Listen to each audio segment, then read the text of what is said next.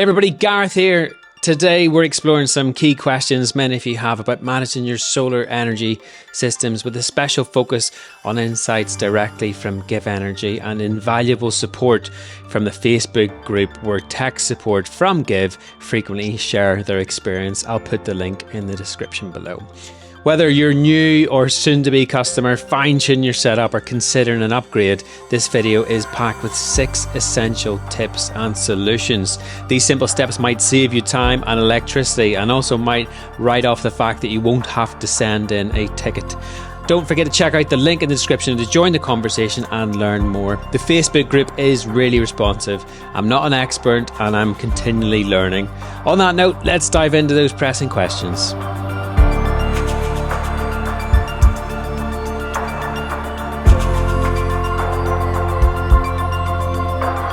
Number 1, how do I prevent battery drain with Octopus Intelligent Go during cheap rate hours for car charging? The key to this is to optimize your setup by doing the following steps. Monitoring and adjusting charge times manually during cheap rate hours. Utilizing intelligent charging once a month and stick to the cheaper rate hours. It's normally between 11:30 and 5:30 am. It's currently about 7.5p. Using home automation tools for smart charging. Adjusting the Givenergy CT clamp if applicable by bypassing car charging detection during these hours. This is really good advice, and where I tend to save money and manage my charging more effectively rather than Octopus predict when my car will charge or won't charge, and that's what Intelligent Go does. I tend to just set it manually over the cheaper rates, and then when it's fully charged, I guess the battery charges as well, and there's none of that missed opportunity to have full battery first thing in the morning. Moving CT clamps can be a bit more complicated, but again, the Facebook group is there and there's people that do this stuff all the time, and they're very, very good with moving these bits and pieces around. Personally, I leave mine alone. Number 2, what should I do if my inverter isn't charging the battery as expected? If your inverter is acting up, try this. Like anything, Control-Alt-Delete solves most issues, and actually inverters aren't that different. Resetting it to the default settings via the portal for a straightforward fix is often a good way to do it, and this is how we do that. When you log into the Givenergy web interface, this is what you're faced with. In order to reset, you have 2 options. So one here, which is just a normal restart the inverter. That doesn't change any of the settings. Now, depending on how many inverters you have, as I said, I have 2, so that's 1, that's 2. The next one is a full settings reset. That's if I'm really struggling with charge, discharge, or I feel like I've tinkered with something that I shouldn't have. I click on settings, then I go to reset to default. Now, what that does is resets everything in terms of times, etc. And I have to make sure that I do that in both. So I'd reset both of them. And that is how you reset things. Also, point to note, if you do reset all the settings, make sure you put in your charge times again and enable eco if you have, and dynamic mode where applicable.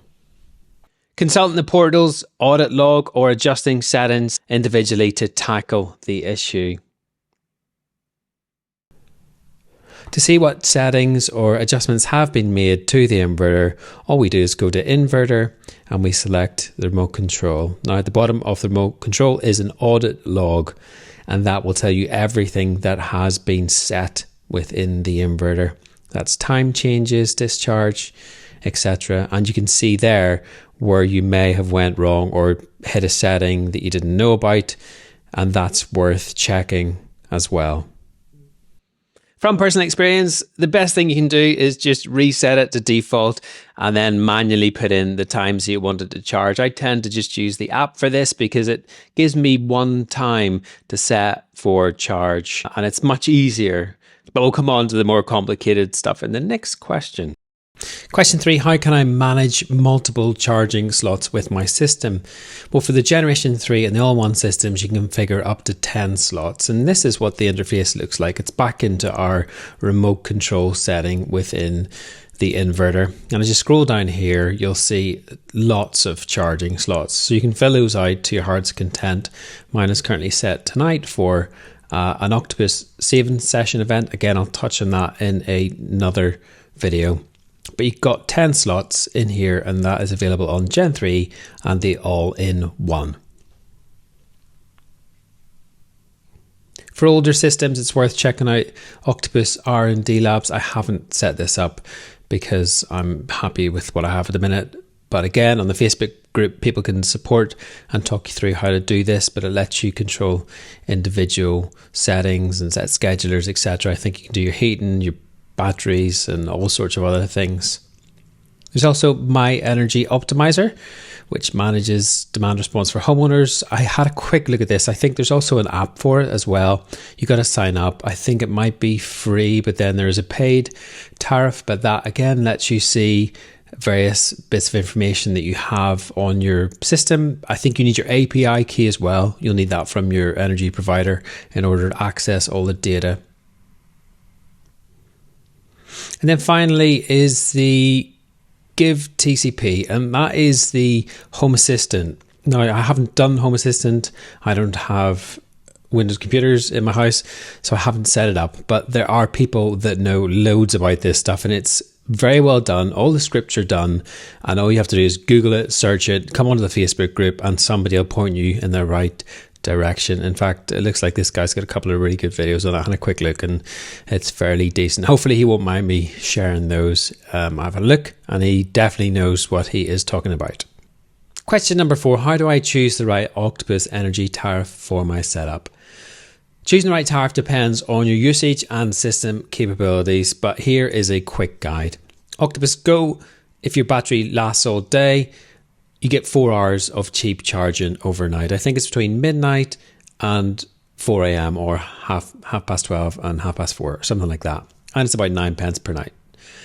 Intelligent Octopus Go offers 6 hours of reduced rates, and that has to be with compatible setups. So you have to have an electric vehicle, and they will send out a signal to test whether you're suitable for Octopus Intelligent Go or not. Flux suits those with low usage in the winter, and it provides reduced rates for 3 hours at night. Agile can offer great savings with variable rates based on demand. And then finally, Cozy. Cozy is one of those tariffs designed for people with air source heat pumps, and it gives you 2 3-hour blocks at reduced rates. Question number 5, what are my EPS options for power cuts? Now, this is one that I'm currently looking at myself. The answer for this is for power cuts. The all-in-one does have an EPS, which kicks in automatically whenever there's a power cut. That means it'll supply your house with whatever it has in the battery based on its load demand. Now, there are options if you have other hybrid systems. For example, I've got the Gen 3 hybrids, and the first one is a single protected socket linked to the battery. At the right hand side of the inverter, as you face it, you can link and put sockets coming out of that. And of course, you need to be careful in terms of what load they demand because it'll just trip everything.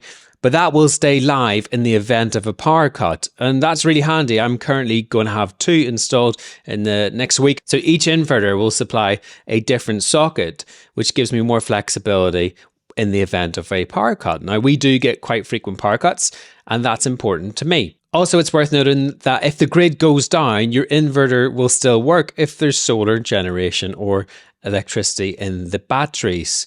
It feeds itself and will stay live. That's my understanding from the technician. I hope that's right. I'm sure somebody will correct me if that's wrong. Option 2 for this is a partial rewiring for critical circuits. That is where you take the wires from your inverter into important circuits within your house. Next one's a manual changeover switch for the whole house. That means if there's a power cut, you'll go outside, you flip a switch, and you go onto the inverter. And then lastly, an automatic changeover switch for convenience. That's a slightly more expensive option, and it does require similar works to the manual changeover one. However, it just does it itself. Now, the all-in-one does this automatically. I think there's a minimal millisecond switchover, and it does it, but the hybrids don't. And lastly, number 6, balance in dual or triple solar systems. Achieving balance in multiple solar systems requires the following: precise installation to allow the systems to self-balance, configuring one system for baseline export and others for peak demands. Using home automation like Home Assistant is perfect for balancing. It's also supported by a wealth of community scripts. This can be found through Facebook, and there is alternate groups that support that. Multiple inverters isn't really a niche thing anymore. A lot of people just use Home Assistant and the scripts that other people have made in order to do that. So what do I mean by balance and load? Well, it's where your batteries will technically, they sometimes charge themselves or overlap if you've got two inverters. Do I find that a massive problem personally? Not really. It does supply the house when I have demand. Sometimes my lower battery capacity. So one inverter has 16.4 kilowatts, the other one has 9.5, and the 16 tends to get the demand first. It'll drain. Then the 9.5 will kick in, but sometimes the 9.5 decides it wants to charge off the 16.4.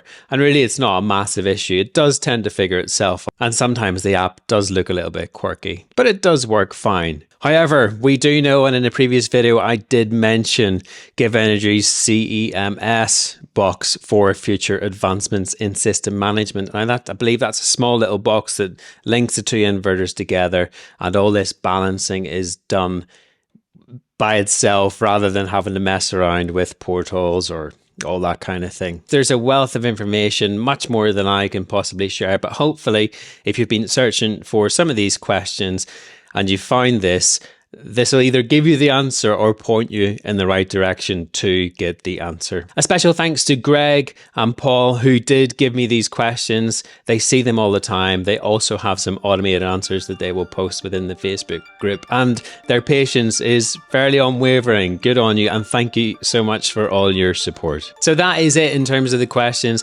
Hopefully that helps you find a solution to any problems that you might be facing. Remember to jump into the groups. There is tons of support, and if you've just become or considering a Givenergy system, well, best of luck. It's right at the top of my list of favorite things that I have invested in, as it has saved me so much money. I will do more videos on the actual savings of the solar, etc. over the next few days. So whatever you're doing for the rest of the day, have a good one, and I will catch you later.